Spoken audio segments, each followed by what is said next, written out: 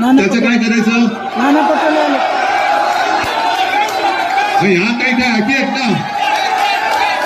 बरं, आता दुसरी गोष्ट आहे, पुढे आता पुढचा बॅट्समन आलेला आहे. पुढचा बॅट्समन आलेला आहे. नाना, मी बहुतेक 4 आणि 6 मारले असावेत असं वाटतंय. त्या बाकी राहिला असेल तर तुम्ही काढा ठोकून त्यांना.